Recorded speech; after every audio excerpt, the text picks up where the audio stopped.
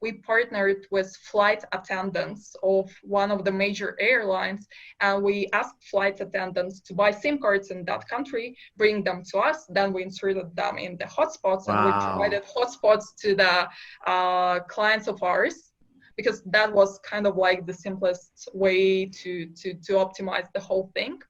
And one of our new and big customers just asked to have 12 SIM cards from Belarus, and somehow you can't buy SIM cards easily in Belarus. So everyone just refused to buy it because you need to show your passport and you need to do a lot of things. And what I did, I just jumped on the plane and I flew to the country. I just bought 12 SIM cards in different SIM salons, and then I fled back. That was it. Welcome. This is Phil Michaels, Forbes 30 Under 30 entrepreneur and performance coach. Forbes names the top 30 entrepreneurs, leaders, and stars in the world, and each week we bring you one of them to help you level up in your life and business. From celebrities like LeBron James to Kylie Jenner and Cardi B, you're sure to learn from the list. Thanks for spending time with me today. Now it's time to level up. Level up. Level up. Welcome to Phil with Forbes 30 podcast. Today we have a very special guest. She is the founder and CEO of a hardware as a service startup, Nommi, that focuses on providing a global secure infrastructure for remote workers. A mobile Wi-Fi hotspot that runs on eSIM and works both at home and for travelers. Nommi provides fast LTE data in over 100 countries, dual Wi-Fi coverage, and serves as a wireless mobile charger. Nommi is one of the most successfully crowdsourced projects in Kazakhstan, raising $142,000 from its campaign on Indiegogo. The crowdfunding effort was followed by a $435,000 seed round in December of 2018. Nommi recently signed corporate agreements with PWC and Mars. And she has over 9 years of experience in marketing and is Forbes 30 Under 30 Asia lister. She is originally from Kazakhstan, Central Asia, and is leading the largest STEM initiative in the country called Hour of Code as part of her social responsibility effort. Please welcome Alyona. Very excited to have you here. Thank you so much and welcome. Hi, Phil. I'm really happy to be here. Looking forward to our discussion. Thank you. It's my pleasure, and congratulations on making the list. Where were you when you first found out you made the list? Tell me about that experience. Actually, it was the date which was really close to my birthday. I have my birthday in April, so I just got it almost as a present. I've been in Kazakhstan by that time, and I was really surprised and I was proud of getting into Asian list because I know that the competition in Asia is really harsh. Wow, that's amazing. Talk about an amazing birthday present. Yeah. And then what did you do to celebrate? I think I did nothing special. I was just really very happy because that year was the first year that we had Forbes Under 30 in Kazakhstan, and I was 29 by that time. So I told to myself that this is my last year to when I can get to the list. So you'd better use this opportunity. Wow, talk about last minute decision. So, and you made it, and did you share it with friends and family? I mean, they must have been so proud of you. I shared it with my business partner because he's the one who's constantly encouraging me to take the opportunities, to go for like really risky options, and he was also prompting me to apply to Forbes. That's why I shared it with him first. What a great team member, someone that supports you and also pushes you and challenges you to achieve even more. Yeah. So tell me a little bit about the business, because when I lived in Nigeria, I used a mobile hotspot called Smile. I'm not sure if that company is prevalent in Kazakhstan, but that's the one I use, and it helped me gain access to Wi-Fi and make certain phone calls, get productivity done on my commutes. So tell me a little bit about what makes this one different than a typical mobile hotspot. Yeah, sure. So basically, we started as the travel hotspot. So our idea was to make internet connection as easy as possible. Like, because what we know is that people don't want to bother if it's Wi-Fi, if it's 4G, if it's roaming, if it's satellite connection. They just want to have internet. They just want to watch They just Netflix. want it to work. Yeah, exactly. So the idea was to simplify all these types of connectivity and to provide a one-stop service for the customers. But what we discovered afterwards is that people don't only want to be connected, but they want to be securely connected. And this is something really important, and this is something that I think many companies in the area where we operate lack. They just focus on the connectivity part, while what we offer on our side is more secured and private connectivity, when your personal information, when your online story is purely your online story. That makes sense. So it's more secure than a typical mobile hotspot. Yeah. And it also allows you to charge while you're connected. Yeah, I mean, on the side, it's basically all in one, and we know that people carry on power banks. And I mean, in the ideal world, power banks do not exist, but we're not in the ideal world right now. So we all need power banks from time to time, and we just decided to combine them with the hotspot. Why not?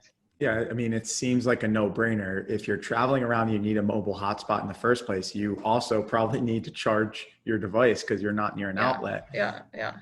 And when you say in an ideal world, we will not need power banks and power banks won't exist, what do you mean by that?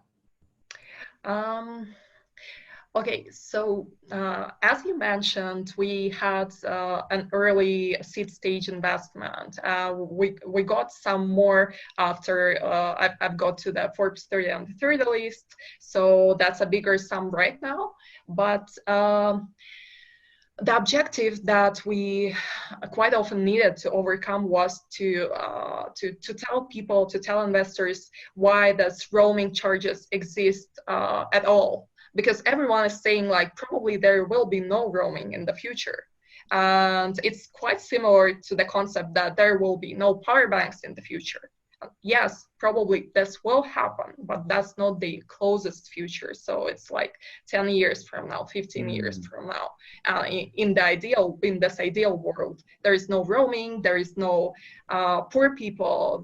Everyone is happy, but we're not there yet. So we're trying to solve like current problems. I like what you did there. Everyone will be happy when we have wireless charging and satellite internet and global internet. I like how you connected the two. That was good. Now, that makes complete sense because eventually everything will just be charging on its own in real time. We'll be connected to the global satellite internet and everyone will have access to education around the world. Yeah. And so I definitely want to key in your part about the hour of code, that the social responsibility project in just a moment. But I know that listeners are probably thinking, Kazakhstan, I know that place. That's the movie Borat. And so embarrassingly, I don't know much about Kazakhstan, but I would love to learn more. Can you tell us what's the sentiment of Sacha Baron Cohen's movie that he did there? How do people feel? Are they angry? Are they upset? Or do they think it's funny? And how did that impact the community there? Yeah, sure. So on the Borat movie, I think it gets less and less important nowadays because it just happened so long ago. But when the movie first appeared, I think our government totally overreacted to this and they banned the movie, and this is why it grew in popularity. And people have been discussing this a lot internally. I think that I shouldn't tell you that it's totally untrue. It's not like this in Kazakhstan. So Kazakhstan is, I think it's quite close to Malaysia. And if you have ever been there, It's a modern city. It has its traditional traits. There are not so many people living in the region, and we have a lot of beautiful nature, which brings us close to New Zealand or Australia in this Oh, wow. terms. Yeah. Well, that's a reason enough to go visit. And so your government banned the movie, and it had a counterproductive result. It essentially that more people wanted to watch it because they couldn't watch it. People want what they can't have, I guess. Yeah. And so what would be a reason if someone was to be listening and they're interested in possibly going to visit Kazakhstan? What would be the number one reason you would share why they should go explore your country or see it for the first time, maybe visit for the first time? Yeah, I think it's totally untouched and really diverse nature. And I think this is something that is lost in many parts of the world. So we have people all around the places walking. And if you want to go to really kind of nomadic lifestyle and nomadic tourism, then Central Asia is really a place to be. You heard it first, ladies and gentlemen. Go visit Kazakhstan if you love them. After COVID-19 is over. Speaking of COVID, that's a perfect segue. So it's a crazy time right now. I'm sure it's impacted not only you and your team, but your community. What's been you and your team's go-to hack to get the most out of COVID time? What's something you or your team is doing to play offense rather than defense? Yeah, I think that's a brilliant question. And in terms of what we did and what we did like really right, I think we just tried to skip a few stages of not believing in the crisis. So we skipped the part of like denying it. We skipped the part of arguing over it or trying to convince ourselves that everything is how it was before. And everything is going to be how it was before, and there is nothing going on. So we just jumped into this reality when everything is different and people are behaving differently. And this saved us a lot of time and money and efforts. Even on our company side, if before we tried to go both into security and remote work and also into travel directions, so we tried to balance in between them. When COVID happened, we just told ourselves you should go for remote workers because that's something that is going to boom, and we went for that, and I think that helped us. So that's interesting. So your messaging changed a little bit to appeal to remote workers, since you knew a lot of people are going to have to work remotely. That's genius. And I love how you're adapting to the market instead of deciding, when are things going to go back to normal? Are they going to go back to normal? You just said, if this is the new normal, how can we make the most of it? How can we capitalize on this new normal and essentially operate as if this is the new existence that we have? Yeah. Excellent. And it's kind of like, if you don't adapt, you die. So you're either growing or dying, and you decide to adapt to the market to stay relevant. So that's right. Take us back to the very beginning, where you grew up and the path that led you to where you are now, eventually making the list. Okay, I'll try to be short in telling the story. So basically, I'm originally from Kazakhstan, from a very small town in Kazakhstan. And I think the whole story began with the science fiction, because I really liked to read it. And I really liked math and physics. And I also understood quite early that I want to do something on the global scale. I don't want to have a small restaurant in a specific city and to manage it for ages. I just want to do something on the global scale. And I also want to do something that is not just like selling ads or trying something that's to really push, going to have an impact. Something real. I started to work at the corporations, and then I just realized that it's time to move, and I moved to the startup area. In a while, I just found it Nommi. I'm a co-founder, so I have a technical co-founder as well. And well, when we started, we decided to do crowdfunding, and then we went for the US market because that's one of the largest markets. I think that's the largest market globally. So if we can grow in states, I think we can grow pretty much everywhere. Congratulations, and the ability that you had to, grow up in a small town, but then make it to where you are now. It's incredible and very inspiring, I'm sure, to a lot of listeners that maybe didn't have the same opportunities that maybe those from a very developed nation have. And so do you get to share that with other people? I know you're giving back through the Hour of Code, but do you maybe share your experience to schools in your local area to motivate other younger individuals to do the same as you or follow your path? Yeah, I'm doing quite often, and one thing that I always try to push to people is to show them that there is a way of doing something, and there is an opportunity that they might use. Because my personal case was that I graduated from the local university, and that wasn't a very good one in terms of the quality of education. However, I could probably have applied to US university or European university or Asian university. Why I haven't done it is because I didn't know that that's an option. Somehow I just didn't consider it. It wasn't that I wasn't smart enough or I couldn't do something. I just didn't think about it. And this is what I'm trying to push to other people is to show them it is possible. Yeah. And it wasn't even a thought in your mind that, oh, I can apply to a university in the US. Sadly, no. And why is that? I think my parents just didn't tell me that there is an option because they didn't have it in their mind. They haven't considered it. And studying in the small city, you don't have many examples of other people doing this. So you just don't consider this. You don't know it exists. So you can now serve as a role model for others to show them, hey, this is possible. It's amazing.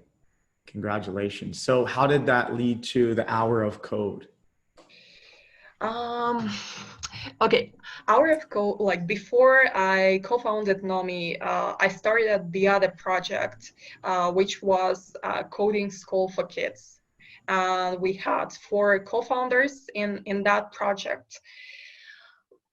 And we just had a school, which is very local school at the specific city. And as I mentioned earlier on, this is something that I'm not super interested in. So I always wanted to have either a number of school or go global or do something that is larger. And when I learned that there is an initiative which is global and it's called Hour of Code, and Hour of Code is when kids are introduced to coding in an interactive, interesting way, I just decided why not to do this in Kazakhstan on the global scale. It was about 5 years ago, and we had about 80,000 participants at the first year. Right now we grew to almost 400,000, which is every 10th school kid in Kazakhstan. Wow, congratulations. That's another thanks. win under your belt. You should get an award just for that alone. Yeah. So tell me, along this journey, I'm sure you've overcome obstacles or challenges. How did you find success? Or how has a failure or apparent failure set you up for later success? That's an interesting question. So I don't think I had any major failures in my life, but I definitely had a lot of small ones and medium ones. And I think that's kind of my approach. My approach is tell everyone that you're going to do something, and then you should do it. You cannot hide and say hey guys, I'm not doing this. So when I'm using this approach, I know that I will fail a lot. and I don't know how to do something, so I will definitely make mistakes. But that's totally fine as soon as I reach the goal. So you put it out there in the universe, and that social peer pressure kind Yeah. of forces you Yeah, to that's level totally up. me. No, That's me. it's not just you. You're not alone. This is very common in MBA. In my MBA program, I studied behavioral economics, and it's my favorite subject of study. And we learned that there's more influence of behavior. You can change human behavior more with social peer influence than any other variable. So more than information, more than monetary incentives, that social peer pressure influences our behavior more than any other. So that's smart. You put it out there. You said, I'm going to do this. And now you really needed to do it because you just told everyone you were going to do it. Yeah, I think it just doesn't work for the Monday sports or like New Year's sports related promises. Yeah. So tell me about maybe these pivotal people in your life. You are probably acting as a pivotal person in some of these young children's lives, someone to look up to, someone to show it's possible. Who were the most pivotal people in your life to help you get to where you are now? Who was your coach or your mentor? Yeah, on my side, I always tell that I love people. I'm inspired by people. So I always had, and I still have a lot of mentors, and I'm not afraid to ask them like to become my mentors. In terms of the people, I think like two that are most influential would be, first is definitely my current business partner. I really love him. He's a tech guy, but he also teaches me to be kind of like more risky because I'm more on the safe side. He's more on the risky side. And sometimes he just comes with really weird ideas, which are weird at the first side, but are not that weird at the second side. For example, once we had a discussion that we need to hire extra people to the team to bring a specific technology into the application that we're doing. And he just told me like, hey, Alyona, maybe I know there are applications in the App Store that use similar technology. Maybe we should reach out to the folks who are owners of those applications and just ask them if they can sell them or if we can buy the company. And I was like, huh? we're a startup ourselves. How are we going to buy a company? And he's proposing us to buy the company. And then we had a discussion, and he was more like, maybe those guys are not that big. Maybe we can just talk with them. Maybe we can convince them. I've realized that even if it's not the case, even if we're not going to buy them, that's a very cool way of thinking. This is something that I can learn from him, definitely. And I'm still learning. That's great. I love that you complement each other. It's like, he's more risky, you're more risk averse. And so your strengths are his weaknesses and vice versa. And it sounds like not only that, but the worst they'll say is no. And so he's saying, just ask, because the worst that happens is they just say no and you move on to the next one. Yeah, exactly. And I think the second person would be my ex Procter & Gamble. I worked for P&G for quite some time, leader. She's been an amazing lady who served in China. She was an example of the person who's really in the consumer's shoes. So whenever possible, she's in the consumer houses. She knows like all the names of the people she talks to. She remembered them. She sends them gifts afterwards. This is a role model that I keep in mind when I'm trying to develop the product and ask myself permanently, will people really like it? How do these people live, etc. Yeah, building that relationship on a deeper level. Sounds like a great role model, and you could learn a lot of skills from her. And speaking of your business and your product, who is your ideal client that buys your product? I mean, who's your most common customer? What country do they come from, and why do they purchase your product? Yeah, here I think we need to talk about two types of the customers, because we have B2C lag, we also have B2B lag. So in terms of the B2B customers, our customers are the companies who have remote workers. They're not extremely large, so they're up to like 1,000 people, and the big enough portion is remote. Mostly they have their own devices. So why the companies buy us? Because they don't want to manage all these personal devices of their employees, and to get like VPNs installed and all these privacy programs installed and monitoring for all the devices. So we just give them Nommi devices, and all the accesses, all the VPNs, all the security features plus internet is provided to Nommi device. And then CIOs just monitor the devices. So you can manage all the wireless networks of all your employees with just one simple dashboard. Yeah. Oh, that's genius.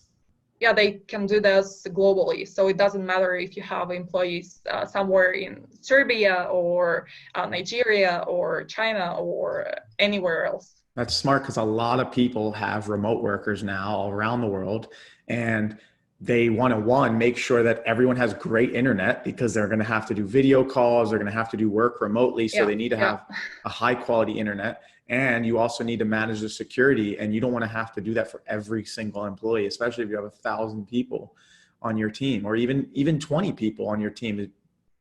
So you want to ensure both, and you can do that with your team. So who's your biggest customer, and which country purchases your devices more than any other?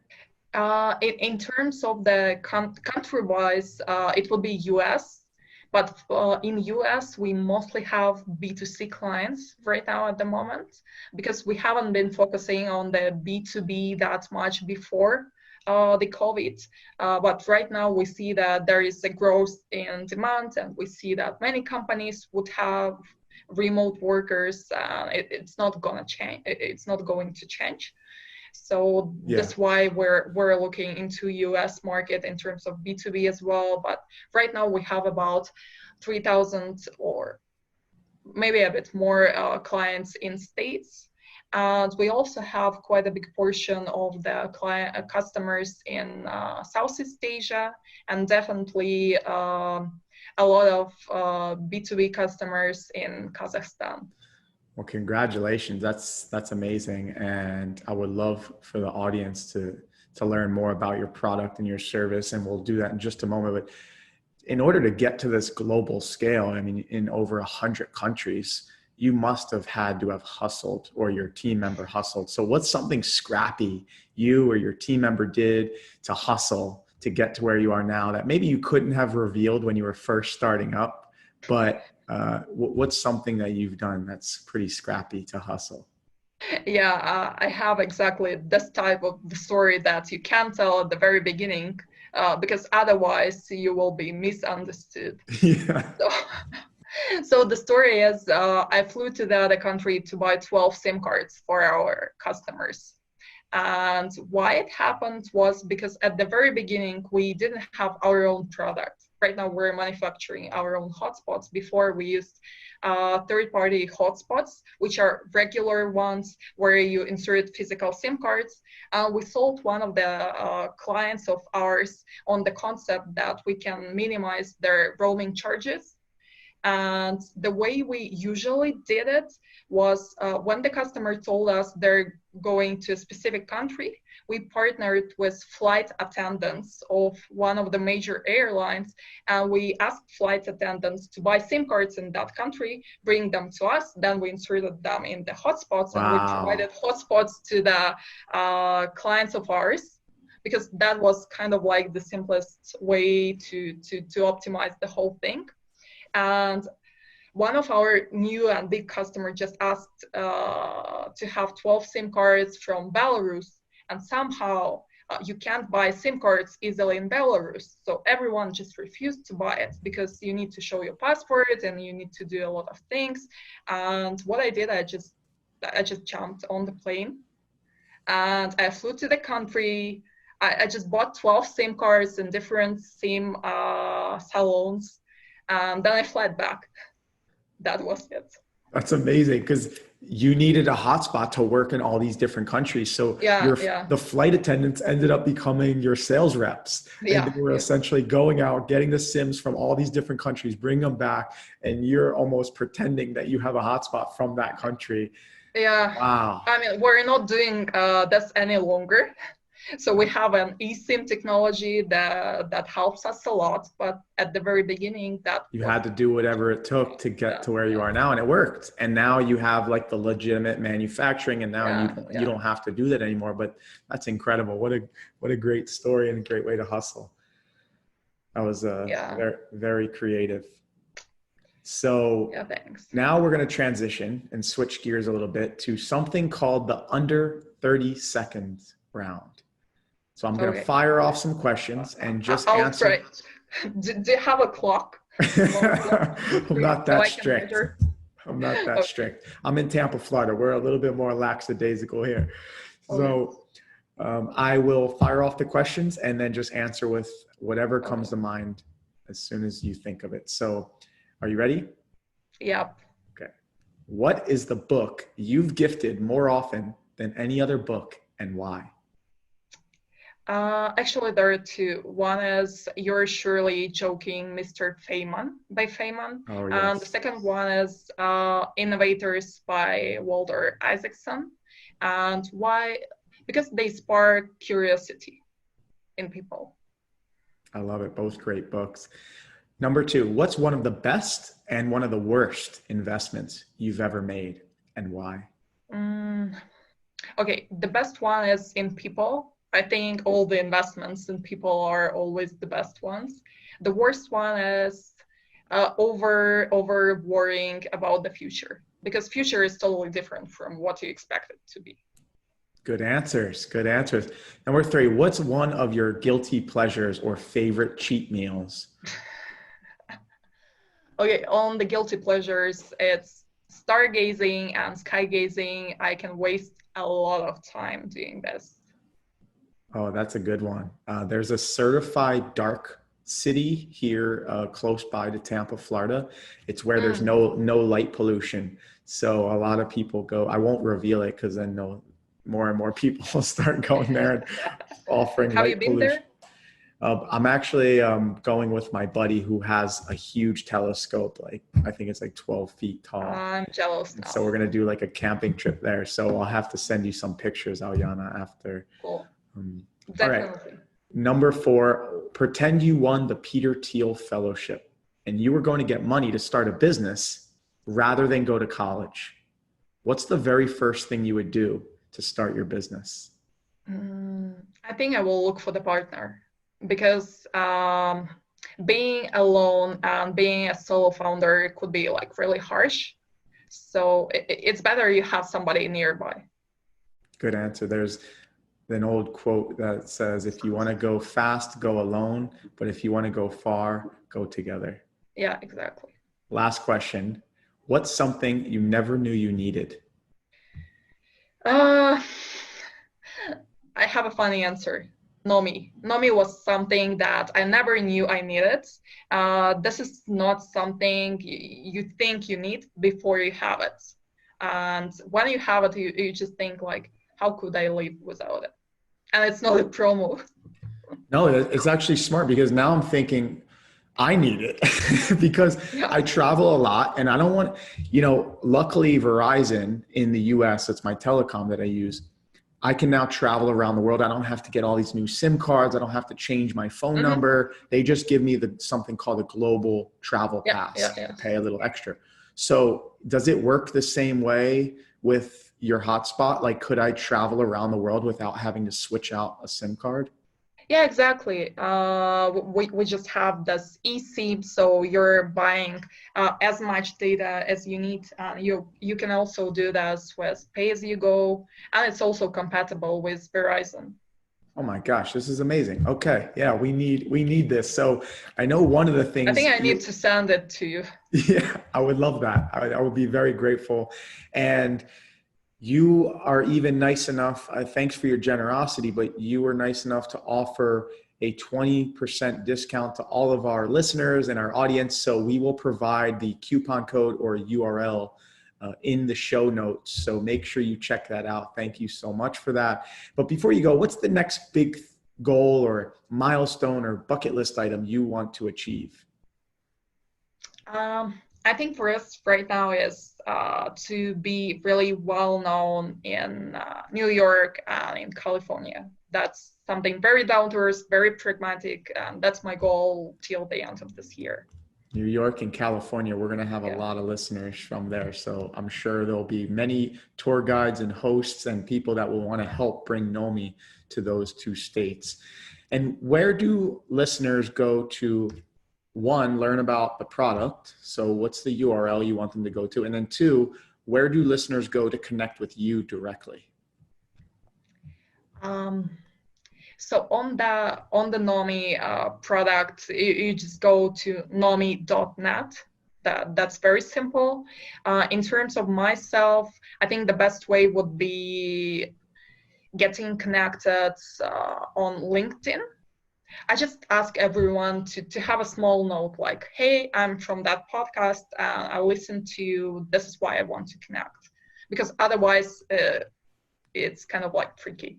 It'll get lost in the spam. Yeah. So connect with Alyona on LinkedIn. Go to nommi.net. That's NOMMI.net. And please go connect with her. Thank you, ladies and gentlemen, for being here today. We learned so much about why it's so important to have a business partner, mentors, and coaches, how you can go from a rural area, a nomadic land, and make it to global scale with huge companies like PWC. I hope this helps you as much as it helped me. Have an amazing day. Thank you, Alyona. Thanks, Phil. Thanks for joining us today. I hope this episode helped you as much as it helped me. Who do you think would benefit from hearing it? You can make an impact on their life by sharing it now. Before you go, I encourage you to tell us your favorite part of the episode in the review section. Now it's time to level up. Level up.